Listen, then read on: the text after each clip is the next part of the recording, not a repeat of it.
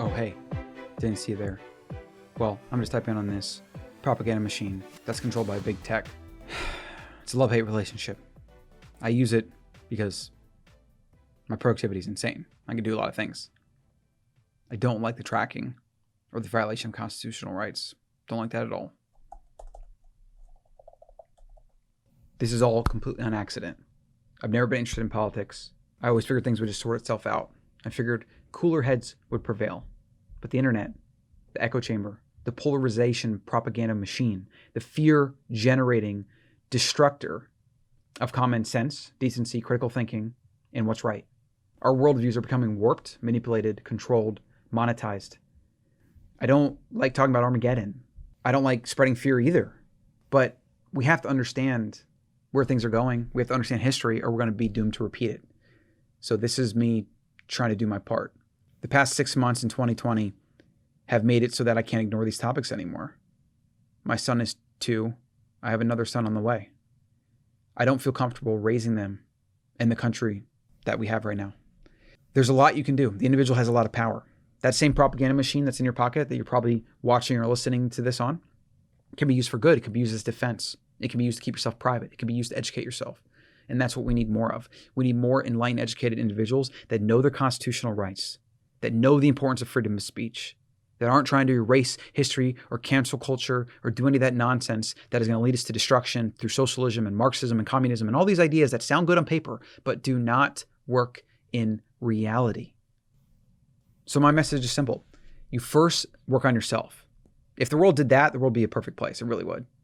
Instead, people are going at each other, projecting and blaming other people for their problems. What you need as the individual is you need to work on yourself first. Get your shit together. Educate yourself from sources other than what the government or the controls want you to learn and say and think and feel. You got to go outside that. Public school system, indoctrination machine. College, indoctrination for the corporate interests. You have to go outside that. You got to find channels and books and things that are counter to mainstream. You have to challenge the narratives and the dogma. You have to challenge what the American dream is. You have to challenge all of it. The narrative always has an agenda. In our world today, it's always a political agenda, which is thus always a money agenda, because politics now is purely about money. It is just money. You work on yourself, you get your knowledge first, then you get your fitness. You should be your first responder, always. Have some baseline level of skill so that you can protect yourself. Then you get an escape plan. If you're going to live in the United States or any country, you should have a backup plan to leave that country. That is not crazy. It is not sensationalist or Armageddon or doomsday or any of the crazy prepping stuff where you fill shipping containers with food. That's not what I'm talking about here. I'm talking about being a global citizen that can move around, that has a flexibility so that if one country crumbles or one government takes over or whatever, you have the ability to leave. Most people do not have that ability, even those that have the means. Something as simple as having a passport. If you don't have a passport, you can't leave the country. Think about the bondage and the chains that are around your proverbial neck right now. So physical fitness, knowledge and education, knowing your rights, knowing how to leave and go other places and having those worldly skills, knowing basic survival, urban survival, even wilderness survival, which I don't think is really even that much of a necessary thing, but couldn't hurt to have it. And then having real money, gold, cryptocurrency. As of right now, those are the two main things. Obviously, having stocks and equities, if you're just buying and holding and you're owning good companies, I'm still pro that. Owning real estate that generates income, I'm still pro that. But having real money that can go with you no matter where you go, that's good across the globe, that's recognized by everyone, no matter who's in power, who isn't, that is real money. You need to have real money. And this all forms the foundation of the plan that everybody needs. This is something we have to become more aware of. The powers that be don't want you to be aware of it. They don't want you to make plans. They want you to be as much addicted and stuck in the matrix as possible. They don't want you to know the matrix even exists. So that's what I'm trying to do. I'm trying to bring awareness to these important pillars so that more people can be truly safe and truly free. And then other topics that help with this are entrepreneurship, managing your finances, having offshore things, being able to make money no matter where you go, or being able to work remotely so that you can make your money from the United States, but you don't necessarily have to be in the United States. The internet has allowed all of this. The internet has made it so that you can truly be a global citizen and you don't have to be a millionaire to do so. You can be flexible, you can be knowledgeable, you can own real money, you can go places where your real money goes very far, and you can live in some cases like a king by detaching from the current system, escaping the matrix, taking the red pill and seeing that there are other ways to do things other than what society, the media, celebrities, the government, the schools, your teachers have told you. And throughout these different rabbit holes and topics and pillars and skills that you have to develop, one thing is always for sure. You're in charge of your life only. Nobody else is. And the second that you rely on a government or an institution to take that agency away from you, you become a slave. You become, in some cases, a mind slave that votes and buys and does things in a certain way and comments on social media in a certain way. And potentially, you could become an actual slave if the totalitarian 1984 Orwellian style of government that we have right now continues on the path it is. And people think it can't happen. People think civil war can't happen. Revolutionary war can't happen. Both of those have already happened in American history. We've already had a civil war. We've already had a revolutionary war. What makes us think we can't have that? We've already had 2 world wars.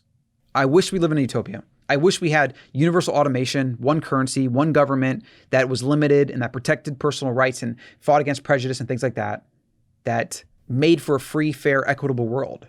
But we don't have that. We're not going to have that in my lifetime, most likely. We're probably not going to have it in your lifetime. We might get there in my son's lifetime. But here's the thing. While we will probably get there eventually, there's going to be a lot of bloodshed and a lot of human suffering along the way. That's the price you have to pay. And so it starts with today, which is being aware, questioning the narrative, educating yourself, not developing your worldview from social media or traditional media, continually challenging what you think reality is and what you think you believe and whether you think you're right or not, continually challenging it, and continually finding opportunities to level up your thinking. Knowing your rights, like the back of your hand, is the only way you can actually protect your rights. Because the police, the government, prosecutors, anybody outside of yourself is not going to respect your rights the way they should be respected if you don't make them, if you don't force them. Everybody thinks the government's out to protect them and to do these different things. Then it's not. It protects itself first and foremost. And then if it can virtue signal or have some political gain from it, it will then protect certain individuals in certain circumstances. We've already seen that the government, because people, which is just government, plays favorites. It will downplay certain things. It will squash other things. It will be involved in conspiracies. We know this stuff. And it's usually a little bit enough outside of our purview to where we don't really worry about or think about it. But there's something that Taleb talks about, Nassim Taleb, in one of his books. You should read them all. They're all great. But he talks about the turkey problem. The farmer feeds a turkey for its whole life. The turkey thinks the farmer loves the turkey. He gives me food every day. He loves me. And then the day that the turkey gets taken to slaughter by the farmer, he realizes what was going on. This is illustrative of a lot of things. It's a really good metaphor for a lot of things. I like to think about it as it relates to risk, which is actually what I think he was referencing with this metaphor. Your whole life you go through with something called normalcy bias, where you think that the way things have been are the way they're going to continue.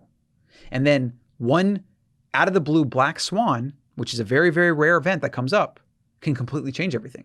People that die from freak accidents did not probably ever think they would die from a freak accident. Yet freak accidents happen a lot. People get something like cancer or heart disease, and then people might think they would never get that, and they get that. You don't want to be the turkey to the best of your ability. And there's a lot of risk in life. To be alive every day, to walk outside, you take risk. You can mitigate it if you focus on certain things and you do certain things better than others, you make good decisions, whatever. That's obviously a very complex topic. But what you're trying to do with anything I'm talking about today is you're trying to be secure and free to the best of your ability and to protect your family and give them the best shot, give them a safe future, a better future, a hopeful future.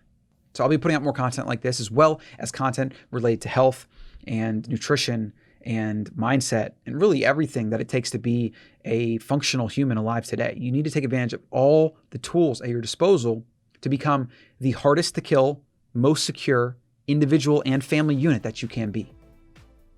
Hop on the newsletter, probably a button below, or you can go to colin.coach and find that depending on where you're watching this, and get my weekly AM5, where I'll be putting my weekly articles in there, as well as some of the other content I'm doing over at the Ancestral Mind around health and the like.